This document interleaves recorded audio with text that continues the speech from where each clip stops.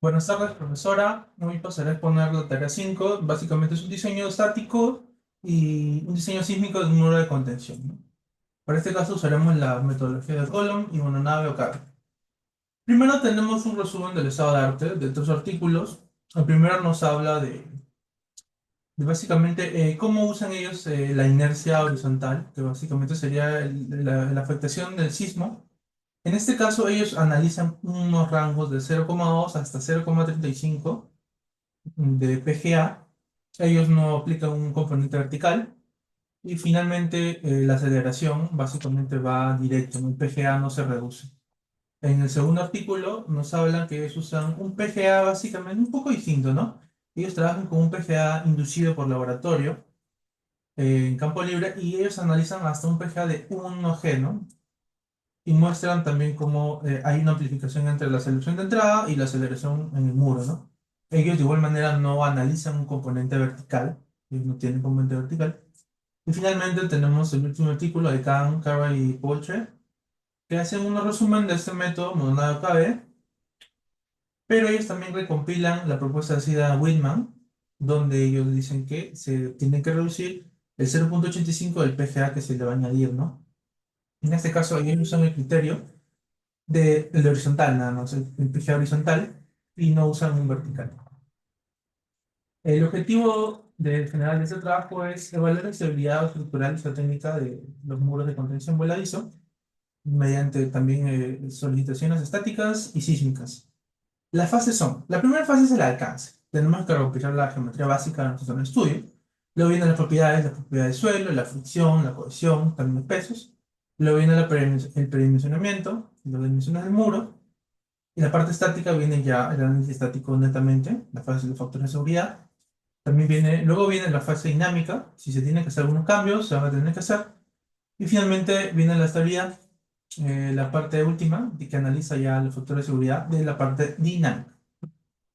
Bueno, empezamos en esta parte de la parte estática, perdón. Tenemos un relleno granular de 35 de ángulo de fricción, peso específico 1,8, no cohesivo. El suelo de cimentación está sobre un suelo cohesivo de 20 de fricción, peso físico de 2,8, una cohesión de 4. La geometría, en este caso, sería de nuestro muro una base de 5, una altura de pantalla de 7, un desplante de 2 metros y una estructura efectiva de 8,99. En este caso, para la teoría de Coulomb, es necesario conocer el ángulo de fricción del muro con el material de relleno, ¿no? En este caso hemos decidido añadir un intervalo de grados de 20 porque estamos en un material de una arena, puede decirse una arena gruesa, estamos en un rango similar, 20. Luego vienen los pesos. Si ven bien, estamos añadiendo 6 áreas, básicamente, que sería la parte del frontal, que nos da un apoyo, la base, y netamente el muro, el relleno, y la parte superior, que sería, en este caso no estamos analizando una superficie lisa, sino va a tener una pequeña pendiente como se indicó en clase. Una vez analizados los pesos, tenemos que multiplicar los brazos de momento y obtener los momentos. ¿En base de qué? A la figura C que teníamos acá, que sería el punto de donde vamos a hacer los brazos, ¿no? Luego de eso, también se puede ver que vamos a añadir el empuje o la parte de la fuerza vertical. En este caso, tenemos que primero también, perdón, tendríamos que añadir el empuje activo, el empuje activo, perdón, sí, lo primero, que sería un medio de peso específico por altura efectiva al cuadrado por el coeficiente, el coeficiente activo, perdón.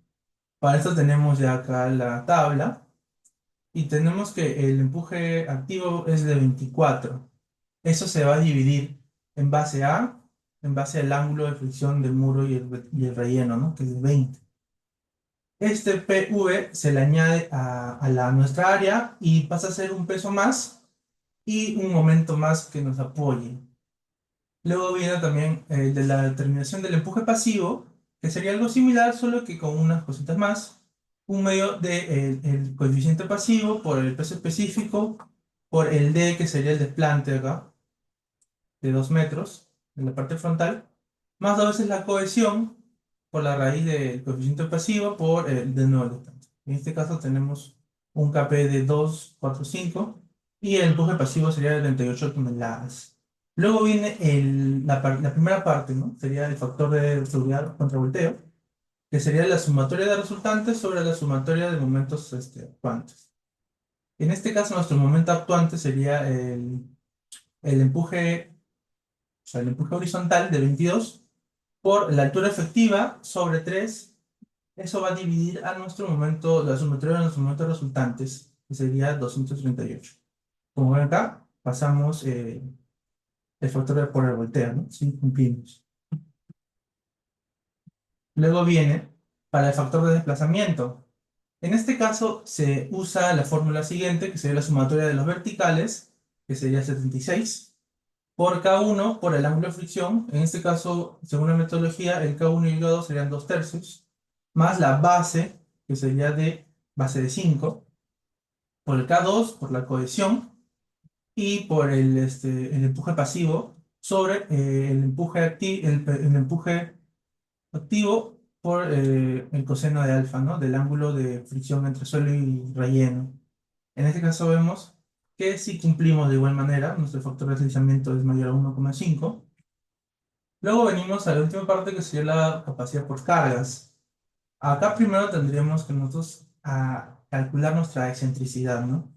La excentricidad, como se halla, es la base entre 2 menos la sumatoria de momentos resultantes menos la sumatoria de momentos actuantes sobre la sumatoria de las fuerzas verticales. De igual manera, tenemos que verificar que nuestra excentricidad sea menor a 1/6 de nuestra base, como podemos ver si cumplimos esta parte. Luego viene el cálculo, ¿no? El cálculo del factor de seguridad sobre la capacidad de carga nos indica la carga última sobre la carga máxima, capacidad K máxima, perdón.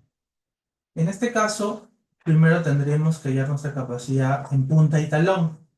Punta sería la parte frontal y talón la parte posterior. Pero para el factor de seguridad siempre usa el máximo. En este caso, nuestro máximo sería la punta. Luego hallamos la sobrecarga y finalmente la base corregida. Para hallar nuestra carga última utilizaremos la metodología de Meyerhoff. Eh, Tenemos acá ya la carga, el peso específico del suelo de la cimentación, ojo, y con su cohesión correspondiente y su ángulo. Luego simplemente hacemos lo que ya sabemos, reemplazamos nuestros datos, nuestros factores de capacidad de carga, también de inclinación, y nos damos que nuestro factor de seguridad en carga es de 6, mayor a 3, por lo que nos... Luego vemos un pequeño resumen de nuestros tres factores. Vemos que en los tres casos cumplimos cómodamente, pero esto puede cambiar, ¿no? En la parte que es dinámica. Luego viene la limitación de mononodo K. Para el PGA del diseño hemos decidido, en base a los artículos leídos, usar una aceleración de 0,45. Esto nos genera un ángulo de inercia sísmico, que se usa en esta metodología, de 24,22. Acá tenemos una falla, ya que nos indica la metodología que la sumatoria de el ángulo de talud superior más nuestro ángulo de inercia sísmico tiene que ser mayor, perdón, nuestro ángulo de fricción tiene que ser mayor a este, pero en este caso cumplimos que no es verdad. Nuestro ángulo, nuestra suma de talud más el ángulo estándar es mayor, por lo que tendríamos que hacer un cambio, ¿no? Por eso nuestra opción o mi opción para solucionar sería obtener un mejor material granular para tener un ángulo de fricción de 47, un peso específico de 3, y en esta parte sí cumplimos, ya que 47 es mayor a la suma de estos dos, que sería 46,22. Luego viene la siguiente parte. Acá se ve un cambio en el diseño dinámico, se hizo un rediseño, un desplante de 3, se le aumentó la base hasta 7, una altura efectiva ya de 7. Bueno, la altura efectiva sí va a subir un poco, y por lo tanto solo cambiaría la parte del ángulo el material de relleno, ¿no? Confirmamos y empezamos a hacer nuevamente nuestros pasos. En este método mononodo cabe, cambia un poco las fórmulas, ya que el empuje activo dinámico, básicamente sería así, se mantiene, pero en este caso se la fórmula de el coeficiente de empuje pasivo, perdón, activo, perdón, ya cambia totalmente, ya que se le tiene que añadir el ángulo sísmico, nuestro 22, que viene del ángulo, que viene del PGA, perdón. En este caso, vemos que el área ya no se le va a añadir un componente un componente vertical, simplemente son las áreas más los pesos y los momentos. Luego viene la altura efectiva de 9,31, como podemos ver el PGA de 0,45, por lo que el componente de la inercia horizontal sería 0,45 nada más. Se le saca el ángulo de 24,2 y vemos que nuestro factor de activo dinámico es de 1,03, dándonos un empuje activo de 80. De igual manera, se va a hacer el empuje pasivo, que nos va a dar 39,995 toneladas, en ese caso. Volvemos a hacer nuestro factor de seguridad y vemos que el factor de seguridad está rayando casi por no pasar, ¿no? 2,2 a comparación del anterior, nos daba 3. Luego volvemos a hacer lo mismo, el factor de deslizamiento, los componentes verticales, perdón, por la tangente del cabo 1 por el ángulo de fricción, y de igual manera volvemos a pasar ajustando 1,83 mayor a 1,5. Volvemos a hacer nuestras excentricidades, nuestras simetrías verticales para la parte de capacidad de carga. Vemos que cumplimos también por poco en la excentricidad de igual manera, pero llegamos a cumplir. Y finalmente, al utilizar la capacidad de carga, el método de Meyerhoff, vemos que cumplimos de igual manera el factor de seguridad por poco, ya que tenemos un factor de seguridad de 3,7 mayor a 3 y en el anterior teníamos un factor de 6. Acá tenemos un pequeño resumen. Cumplimos rozando, por así decirlo. Estábamos cerca de no cumplir quizás. Esto debido a que se le hizo modificaciones a la estructura y también un poco al relleno granular, ¿no? Como conclusiones, tenemos que el éxito de este activo fue básicamente un cambio a la metodología Column, ya que al añadir un PGA de 0,45, dándonos un ángulo sísmico de 24,22, perdón, nos dimos cuenta que el ángulo no cumplía, por eso ya tuvimos que cambiar básicamente el diseño y los factores de relleno, ¿no? Luego de esto, al hacer una ampliación geométrica, o sea, hacer un muro un poco más grande, eso nos brindó la capacidad de contrarrestar el factor que nos daba del sismo, ¿no? En el componente horizontal para la parte de volteo. Una vez que se hizo el cambio de volteo, esta básicamente pudo pasar rozando, ¿no?